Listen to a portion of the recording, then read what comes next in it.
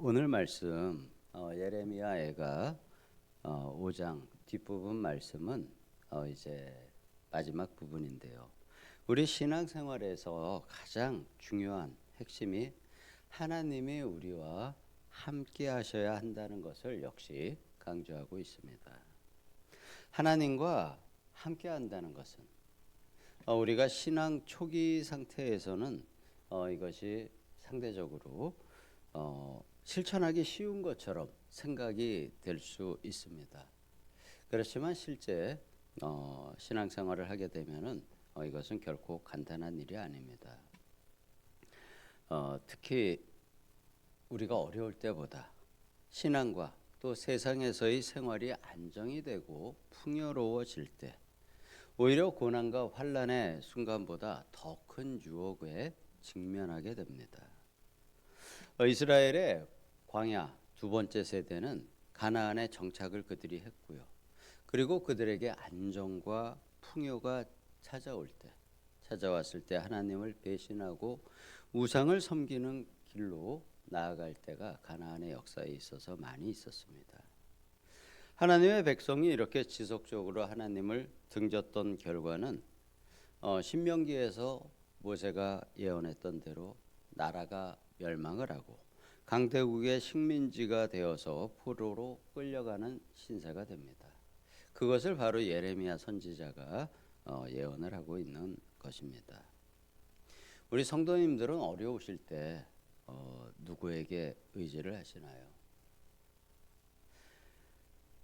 이스라엘은 왕정 후기에 여러 시대에 그렇지만 특히 후대 시대에 가게 되면은 그 왕과 백성은 강대국 사이에서 어려움을 겪을 때 하나님을 찾지 않은 왕들이 많았습니다. 그 대신에 국제 정세에 따라 가지고 아수르, 애굽, 바벨론 강대국에게 의지하였습니다. 이렇게 강대국에 의지하고자 했던 이스라엘은 그 강대국들에게 자신의 주권을 내어주게 됩니다. 그리고 강제적인 상황에 직면하게 됩니다. 이스라엘은 자신의 땅인 가나안 그곳의 물 그리고 나무 자신들의 것이었지만 이제 이방인들에게 값을 지불해야만 얻을 수 있는 비참한 처지에 이르게 됩니다. 오늘 말씀 전반부에 있는 내용인데요. 예수님께서 비유 말씀을 천국에 대한 비유 말씀을 여러 가지를 하셨는데요. 그 중에서 달란트 비유가 있습니다. 그 10달란트, 5달란트, 1달란트를 받았던 그 종들 중에 1달란트를 땅에 묻어두었던 악한 종.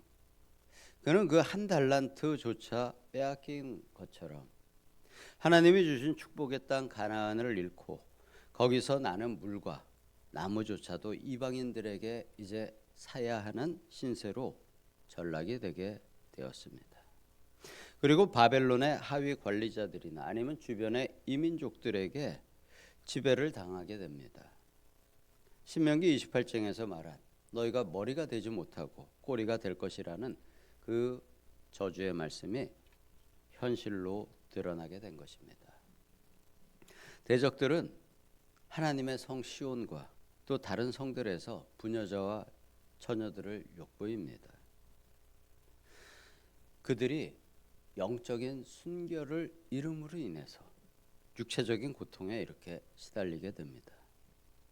지도자들의 시체는 나무에 매달리고 청년들과 어린 남자들은 육체 노동에 염증을 느낄 정도로 고생을 하게 됩니다. 노인들은 그들이 가졌던 명예와 권위가 상실됩니다. 백성들에게 기쁨은 사라지고 하나님이 주신 면류관, 그들의 영적인 면류관, 그것은 머리에서 떨어져 없어지게 됩니다. 이 모든 것들이 하나님을 등진 그들의 범죄의 결과입니다. 하지만 예레미야 애가의 시인은 하나님에 대한 믿음이 여전히 있습니다. 그는 새로운 날이 백성에게 올 것이라는 믿음을 가지고 있으며 또 하나님이 다시 백성들을 향하여 그의 마음을 눈을 돌이키시고 그 백성이 하나님께 돌아가는 날을 시인은 기도합니다. 왜냐하면 하나님은 그들을 절대 잊지 않으실 거라는 것을 알고 있기 때문입니다. 이스라엘이 끌려간 곳에서 하나님을 찾아 말씀에 순종하게 된다면은 다시 구원의 길을 찾을 수 있을 것이라고 노래합니다. 하나님의 은혜와 긍휼의 축복으로 들어가는 길은 항상 열려 있습니다. 왜냐하면 하나님의 마음은 자신의 백성과 자신의 자녀들을 향하여 항상 열려 있기 때문입니다. 예수님께서는 누가복음 15장 돌아온 둘째 아들의 비유를 통해서 회개하고 돌아온 백성과 그 자녀들에 대한 사랑과 기쁨을 전하셨습니다. 그리고 우리의 마음은 연약해서 우리가 구할 바를 알지 못하지만 성령께서 우리 안에서 탄식을 위해서 우리를 위해서 간구하십니다. 이렇게 하나님은 우리의 연약함을 너무도 잘 알고 계십니다. 애굽에서 시작된 이스라엘 백성의 그 연약함을 끌어 안으시고 사랑으로 인내하시면서 그들을 가나안으로 인도하셨습니다. 그리고 그곳에서 내쫓으셨지만 또 다시 돌아오게 하신 하나님이 바로 그분입니다. 그 용서와 긍휼의 하나님이 바로 우리의 아버지이십니다. 그 백성과 같이 우리는 사실 연약합니다. 저는 제 마음을 보면은 제가 걸어왔던 신앙의 20 몇 년간의 길이 참 제 마음이 연약하더라고요. 이 구약의 어리석은 이스라엘 백성들의 모습, 제가 성경을 처음 볼 때는 이 구약의 백성들이 너무도 어리석고 믿음이 없는 사람들로 여겨졌습니다. 그렇지만 성경을 읽으면 읽을수록 또 이렇게 우리가 구약을 묵상할 때마다 그들의 모습에서 저는 나의 많은 모습을 발견하게 됩니다. 그들의 어리석음이 바로 나의 어리석음이고 또 그들의 믿음 없음이 나의 믿음 없는 모습임을 많이 깨닫게 됩니다.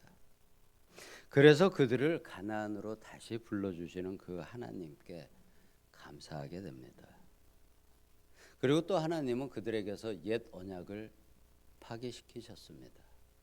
예레미야서에서 그 언약이 파기되는 것을 우리가 보게 되죠. 하지만 또 예레미야를 통해서 새 언약을 주셨습니다. 그것에 대해서 감사하게 되죠. 왜냐하면 우리가 바로 그 새 언약의 대상이 된 신약의 성도들이기 때문입니다. 이제 예레미야 애가는 마무리가 됩니다. 이 애가의 시인은 백성의 죄를 낱낱이 드러내 하나님 앞에 아뢰지만 그 죄가 회개를 향하길 원합니다.